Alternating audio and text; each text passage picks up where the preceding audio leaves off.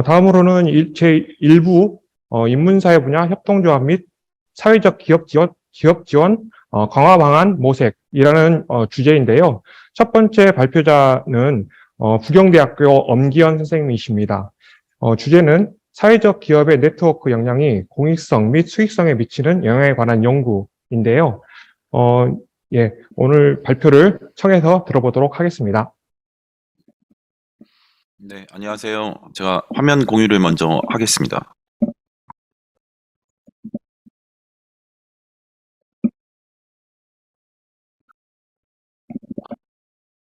화면이 보이시나요? 지금 바탕화면으로 보입니다. 아, 그래요? 잠시만요.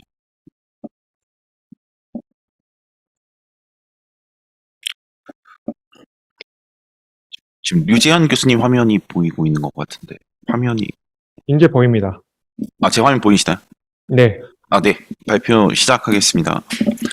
우선 먼저 인사를 드리겠습니다. 안녕하세요. 저는 부경대학교 경영대학에서 지금 조교수로 근무 중인 엄기현입니다. 오늘 좋은 기회 주셔서 너무 감사하고, 또 제가 지금 연구하고 있는 주제가 있어서 이렇게 학술대회에 참가하게 됐는데, 여러분께서 제 연구 내용을 들으시고 혹시나 발표가 끝난 다음에 의견이 있으시면 가감없이 말씀해 주시면 추후 연구에 반영해서 좋은 결과로 갈 수 있도록 노력을 하겠습니다.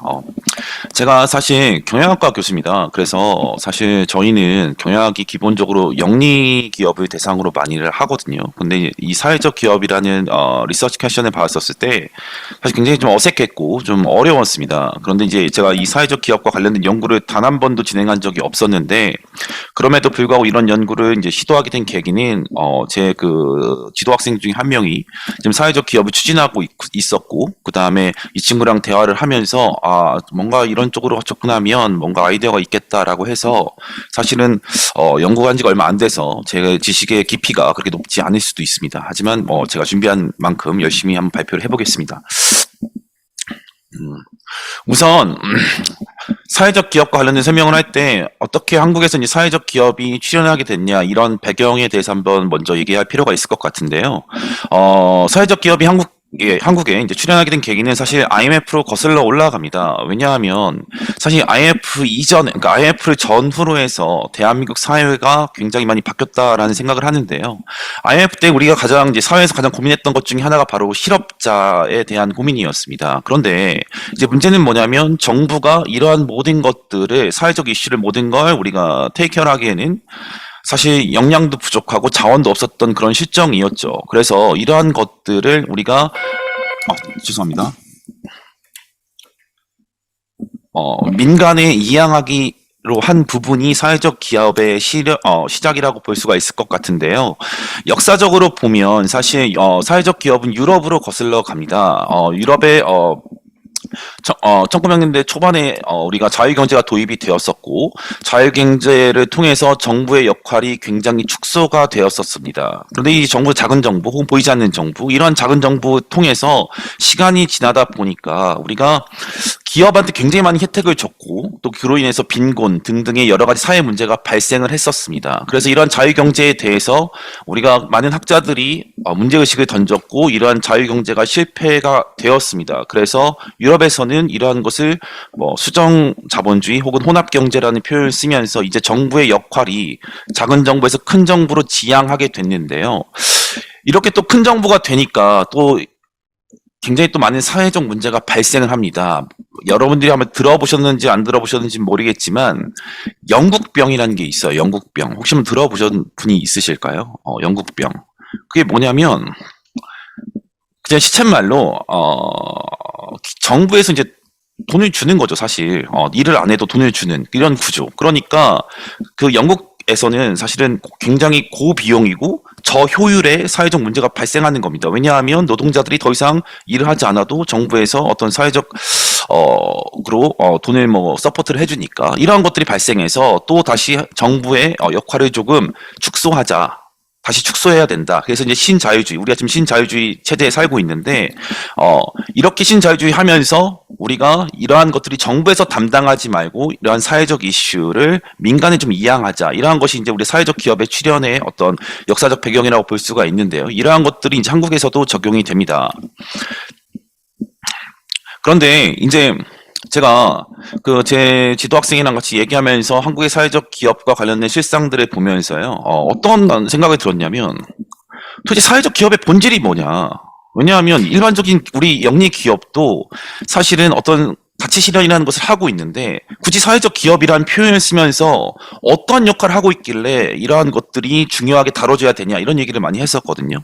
근데 이게 어쨌든 이제 사회적 기업이라고 우리가 정의를 했었을 때 가장 중요한 부분은 수익성뿐만 아니라 공익성을 실현하는 것이 어떻게 보면 사회적 기업이 영리 기업과 구분되는 하나의 특징으로 볼 수 있을 것 같습니다. 그런데 한국 기업, 한국 사회적 기업이 직면하고 있는 문제 중에 가장 큰 문제는 뭐냐면 정부의 자원에 대한, 즉 특히 금전적 자원에 대한 의존도가 너무 높다라는 겁니다. 이 말은 사실 자원의 독립성, 재정의 독립성이라는 것들이 굉장히 결여된다라는 얘기로 얘기할 수가 있을 것 같은데요. 그래서 사실 굉장히 많은 사회적 기업들이 처음 1년, 2년, 3년 이렇게 정부의 지원을 받습니다. 매년 평가를 받고요. 그런데 그럼에도 불구하고 이러한 사회적 기업이 지속적으로 운영이 되냐? 사실 그렇지는 않습니다. 이 말인즉슨 정부가 금전적 지원을 만약에 중단하거나 포기하면 그러한 사회적 기업은 사실 시장에서 생존할 수 있는 가능성이 굉장히 적다라는 것을 의미하기도 합니다. 그러면 오케이, 우리 사회적 기업 생존해야 되고 사회적 기업이 분명 정부가 못하는 부분 그리고 영리 기업이 못하는 부분 우리 사회에 필요한 것들을 하고 있습니다. 그러면 이러한 사회적 기업이 어떻게 효율적이고 그리고 효과적으로 운영될 수 있을까에 대한 본질적인 고민이 필요할 거라고 생각을 했는데요. 그 중에 하나가 저는 이번 논문에서 이제 얘기하고 싶었던 부분이 바로 이 네트워크 역량, 네트워크 케이퍼빌리티와 관련된 얘기를 할 건데, 이러한 네트워크 역량에 대해서 제가 주목하는 이유 중에 하나는 여기 아마 경영학과 교수님이 계시는지 안 계시는지 잘 모르겠지만 우리가 대부분 이제 경영학과에서 가장 중요한 게 뭐냐라고 하면 고객 만족시키는 것, 고객 가치를 실현하는 것이라고 얘기를 많이 합니다. 이때 이 고객은 이제 시장에 있는 일반 소비자를 많이 지칭을 하죠. 일반적으로. 그런데요, 사실 우리 실제 이제 그 현실에서 비즈니스 할 때는요, 사실 일반 고객도 있지만 사실 그 B2B 비즈니스가 훨씬 더 많은 부분을 차지합니다. 그런데 이 사회적 기업에서 제가 주목했던 부분은 뭐냐면, 물론 B2C, 일반 소비자를 대상으로 하는 것도 있지만, 대다수의 사회적 기업, 특히 많은 사회적 기업들이 지자체나 정부나 등등 B2B로 많이 이렇게 비즈니스를 하고 있다라는 것에 주목을 했거든요. 그래서 그럼 B2B 비즈니스 했었을 때 가장 중요한 것이 무엇이냐? 일반적으로 자원도 많이 부족합니다. 일반적으로 재정도 많이 없습니다. 그러면 이러한 부족한 그 시스템적인 혹은 인프라적인 부분을 제외하고 나서라도 사회적 기업이 우리가 성장할 수 있는 동력 중에 하나는 바로 네트워크 역량을 키우자라고 생각을 해서 본 연구를 시작하게 됐습니다. 그래서 이와 관련돼서 오늘 조금 더 설명을 한번 해보겠습니다. 우선 사회적 기업의 정의는요, 잠깐 간략하게 살펴보면 여러 학자들이 이제 얘기를 하고 있는데, 학자들이나 혹은 OECD가 얘기하는 것은 뭐냐면 바로 공익성을 실현하는 기업이다 이렇게 얘기를 하고 있습니다. 그런데 굉장히 막연하다라는 거죠. 이렇게 이제 구두로 우린 사회적 기업이야. 왜냐하면 우린 공익성을 실천하고 있거든. 근데 그 공익성이 뭔데? 라고 얘기하면 사실은 조금 애매한 거죠. 그래서 법률적으로는 이렇게 정의를 하고 있습니다. 예를 들면 우리 종업원 중에 얼마만큼 취약계층이 있는지, 혹은 예를 들면 내가 만약에 예를 들면 100만 원을 벌었어. 그 중에서 몇 퍼센트를 사회에 환원하는지, 이러한 것들이 어떻게 보면 단순히 공익성을 실천한다라는 애매모호한 표현보다는 이렇게 구체적인 수치, 실질적인 지표, 이러한 것들이 아마 사회적 기업을 이해하는데 더 도움이 될 거라는 생각을 합니다. 그래서 이러한 것들이 어떻게 보면 법률적 정의로 이해하는 것이 사회적 기업에 대한 우리의 이해를 넓히는 방안이 될 수 있을 거라고 생각을 합니다. 그러면 대한민국 2022년 9월 기준인데요. 지금 사회적 기업이 얼마만큼 등록이 되어 있냐라고 보면 약 3,000개 이상의 기업들이 지금 등록되어 있고, 사회적 기업 같은 경우에는 정부가 모두 다 관리를 합니다. 사회적 기업이 인증을 받아야 되기 때문에. 그래서 좀 점차 인증을 통해서 사회적 기업은 관리가 되고 있고 매년 늘어나고 있습니다. 그런데 이제 증가하고 있다가 아마 코로나나 등등으로 인해서 조금 지연되지 않았나 이런 생각을 하고, 사회적 기업의 지역별 현황을 보면 서울과 부산, 그러니까 수도권이 굉장히 많아요. 수도권이라고 하는 것은 이제 서울, 인천 모든 걸 포함하는 건데요. 서울과 경기, 인천이 약 40% 이상을 차지하고 있다. 우리 이 사실에 좀 주목을 해야 될 것 같은데 모든 인프라가 또 수도권에 집중되어 있어서 상대적으로 지방의 사회적 기업들은 조금 지원을 좀 못 받고 있지 않나라는 조심스럽게 제 견해를 표출합니다. 그리고 이제 사회적 기업들이 어떠한 목적을 가지고 이제 운영이 되고 있나라고 보면 가장 이제 큰 것이 중에 하나가 이제 일자리 제공형이죠. 그 지역 사회에 속해 있는 뭐 노인이나 혹은 뭐 여성이나 이런 취약자들이 얼마만큼 고용되어 있는지가 가장 많은 비중을 차지를 했고, 그 다음에 사회적 기업이 어떻게 운영되고 있는지를 보면 사실 굉장히 많은 다양한 서비스를 하고 있는데요. 중요한 것 중에 하나가 모든 사회적 기업이, 특히 대부분의 사회적 기업이 제조업이 아니라 서비스업에 집중하고 있다라는 겁니다. 그러면 여기서 지금 핵심이 뭐냐면 우리가 제조업은요. 제조업의 가장 큰 핵심은 뭐냐면 상품이라는 아웃풋을 만듭니다. 그렇죠? 이런 상품을 만들려면 가장 중요한 게 뭡니까? 바로 공장, 뭐 기계 등등의 리소스, 자원이 있어야 됩니다. 그런데 서비스 같은 경우에는요. 사실 제조업과 달리 굉장히 많은 자원이 필요하지 않아요. 가장 중요한 것은 뭐겠습니까? 서비스에서 가장 중요한 것은 바로 인적 자원이에요.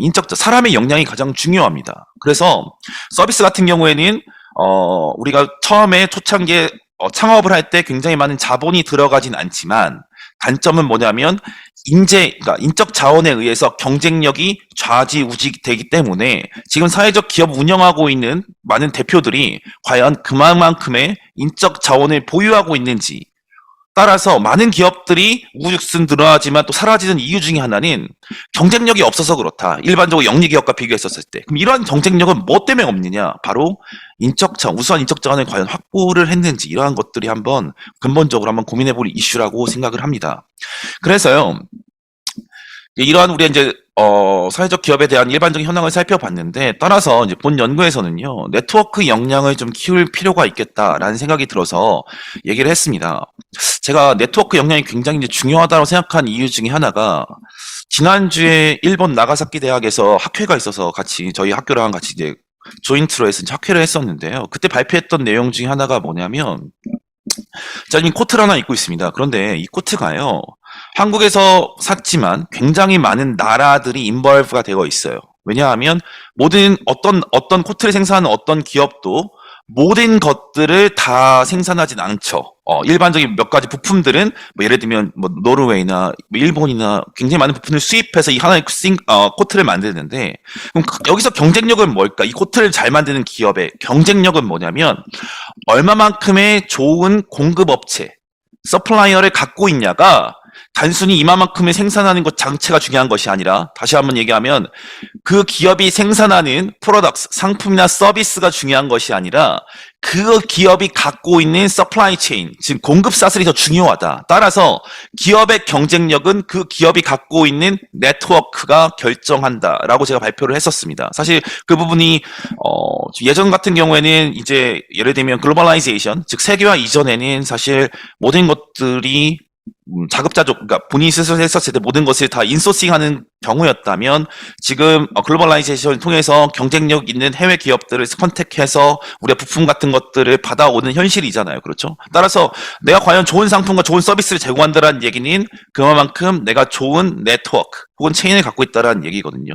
근데 우리는 이렇게 알고 있습니다. 그런데 과연 사회적 기업 입장에서도 이렇게 네트워크 역량이 과연 중요하다고 인지하고 있느냐, 여기에 대해서 의문이 들어서 본 연구를 시작하게 됐고, 간단히 얘기하면 네트워크 역량에 대해서 정의를 하면, 시간 관계상 결과만 보여드리면, 지금 네트워크 역량에 대해서 이렇게 4가지로 얘기를 했습니다. 그런데 여기 보면 간단히 얘기하면요, 사실 제가 리더예요. 사회적 기업의 대표입니다. 그럼 밑에 종업원이 있습니다. 그럼 종업원과의 얼마만큼 의사소통이 잘 되는지가 굉장히 중요합니다. 이러한 것을 우린 뭐라고 하냐면 내부 네트워크 역량이라고 합니다. 두 번째는 이제 만약에 내부 네트워크 역량이 잘 됐어. 그럼 두 번째는 과연 내가 B2B 비즈니스 맺고 있는 외부 업체와의 얼마만큼 우리가 네트워크가 형성되어 있는지, 이러한 것을 외부 네트워크 역량이라고 하는데요.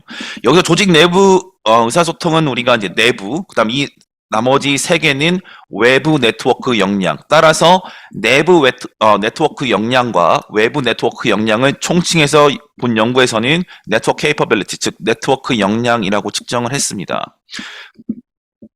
따라서 이런 네트워크 역량이 어떠한 것들을 올려줄까? 바로 사회적 가치, 공익성적인 측면과 그 다음에 경제성적인, 즉 금전적인, 재무적인 성과에 올릴 수 있을 것이다라고 본 연구는 가설을 세웠고요. 그리고 이렇게 연구 모델을 설정을 했습니다.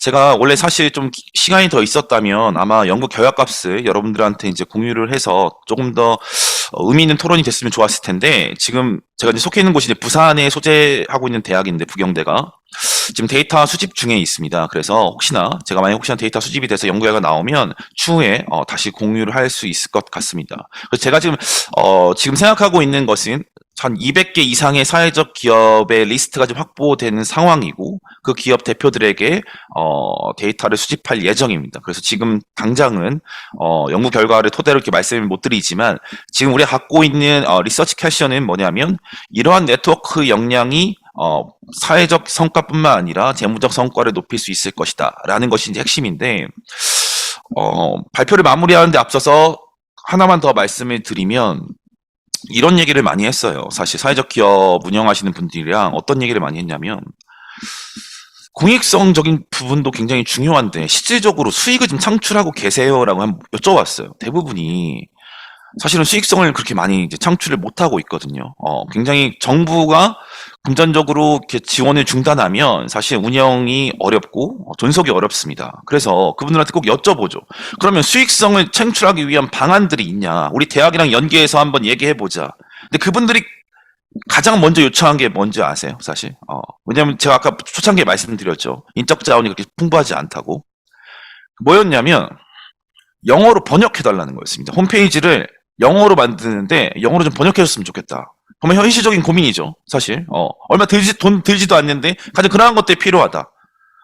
우리는 다른 거 필요 없다. 영어 번역 좀 해줬으면 좋겠다. 두 번째는 인력이 좀 부족하니까 우리가 뭔가 행사 같은 거 있었을 때 학생들을 좀 지원해 줄 수 있겠냐. 이러한 것들이죠, 사실. 그래서 무슨 말이냐면, 이렇게 주먹구구식으로 이러한 것들은 잘 되어 있지만 사실 가장 중요한 것은 근본적으로 본질적으로 수익성을 내기 위해서 과연 대표나 사회적 기업에 속해 있는 여러 명의 조직원들이 그런 것에 대한 근본적인 고민이 있는지 이러한 것들에 대해서 한번 생각해 봤으면 좋겠다라는 얘기를 많이 했었는데요. 본 연구 결과가 네트워크 케이퍼빌리티만 얘기하고 있지만 이러한 것들이 공익성뿐만 아니라 수익성에 충분히 기여할 수 있다라고 생각을 하면서 첫 번째 본 발표를 마치겠습니다. 들어주셔서 감사합니다.